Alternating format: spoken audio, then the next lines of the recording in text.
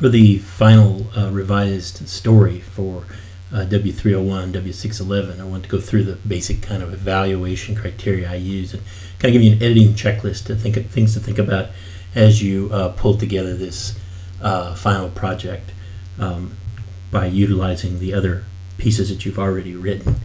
Number one here is you want to be sure to be consistent with point of view in your story. It's a kind of a central grading thing.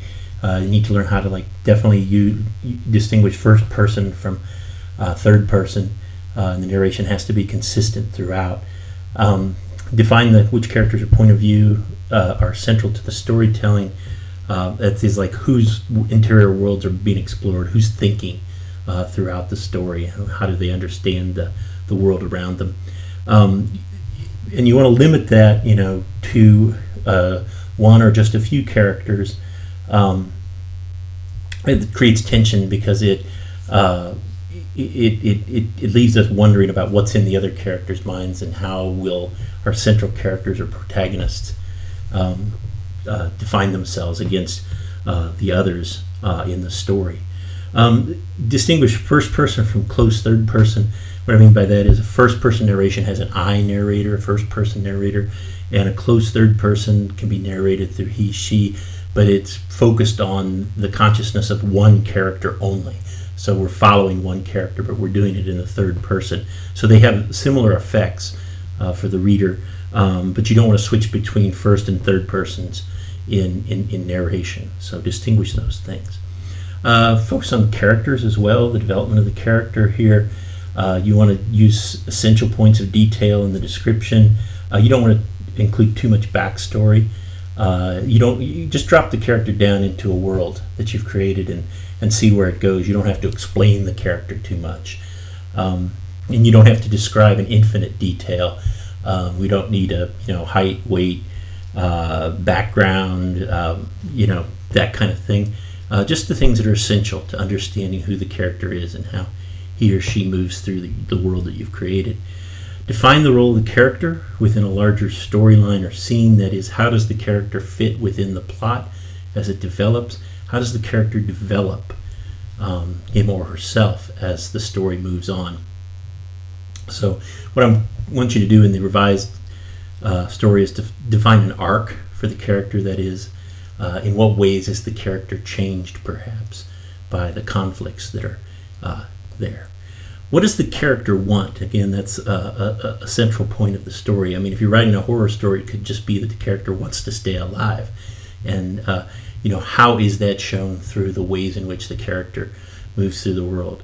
How is that put the character in conflict with other characters or forces within the story? That gives the reader an opportunity to kind of identify with or feel empathy for the character's want.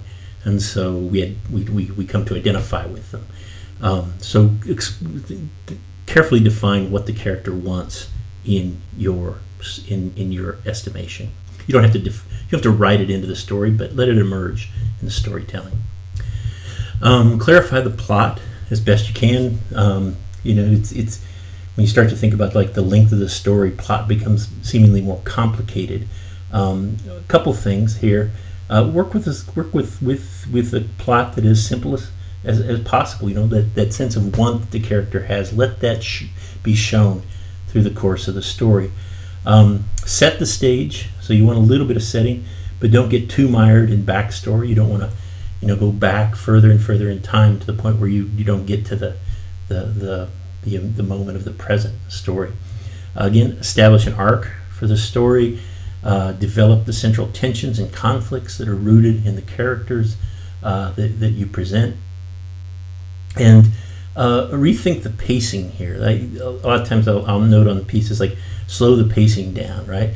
So if a character walking into a haunted house, you don't want the surprise to come suddenly, right? You want it to build through suspense as the character notices things that are awry, and then you have that moment of shock.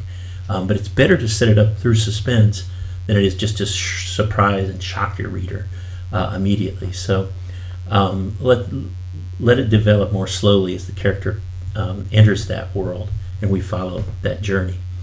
Build on an emergent theme or focus. Again, the theme is that element of the story of larger meaning. This is the story of race and class in Northwest Indiana. This is the story of a young woman, defining herself educationally in this world, or something like that. The sense of like the larger meanings that are underneath the story. Again, you don't have to put that into the plot, but clarify for yourself what the focus of your story is. You can think about elements of genre here, where we've looked at horror as a kind of genre. Again, I think you want to build with horror as an effect upon the reader, as opposed to just grossing the reader out, as I say. Suspense. I underline suspense as the thing you want to try to build within the story. And you can also kind of work off of mythic themes or narratives, as well as storylines that you appreciate from anything that you watch, movies and series and such, that the characters that kind of spin out of that perhaps into your own stories. Also, be sure to edit and proofread at the sentence level here. You want to edit for clarity. Again, I think it's best to read the story out loud, or to have others read the story and do some proofreading for you as well.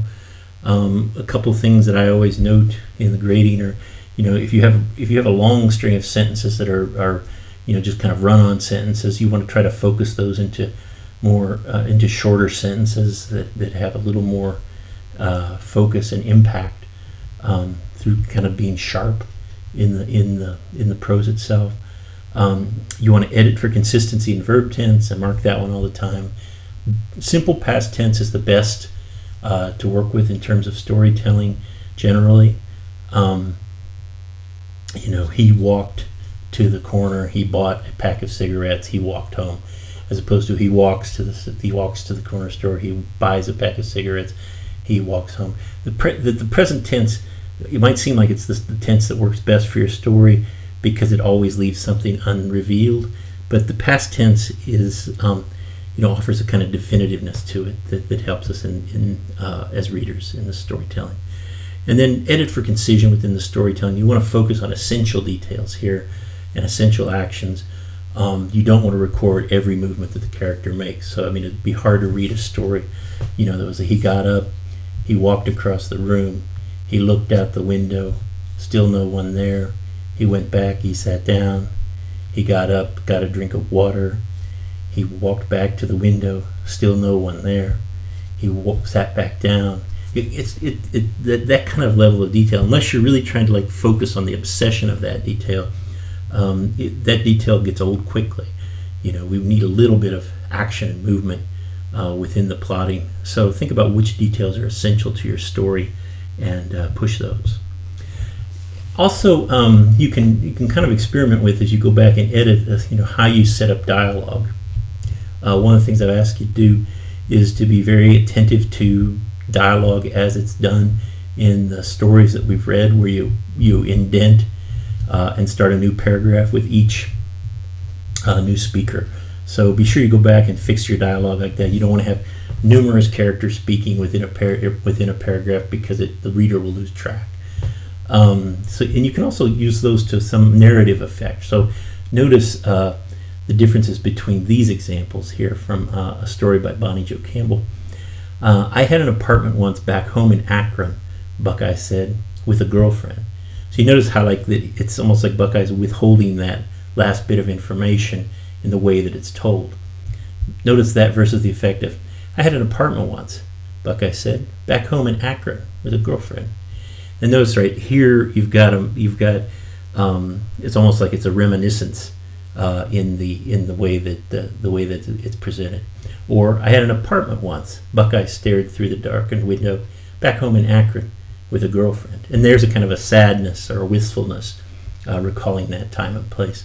Or, Red continued to pound at the door, Buckeye stared through the darkened window. I had an apartment once, back home in Akron with a girlfriend. And note that that the action is the important thing here, not necessarily what's revealed in the moment of dialogue. So you can play around with that and see what happens to the story, and as how the ways in which characters reveal things in dialogue are part of the action. and the tensions of the story. And then finally here, again, utilize cleared formatting for dialogue. Again, look at the course examples. There's an example on pages for that. And then you, be sure to use commas with direct address. That is, if a character is speaking to another character. And the example I always use here is, what are the differences between these sentences? Oedipus said, "I'm going to bed, Mommy," and versus the second one, Oedipus said, "I'm going to bed, Mommy."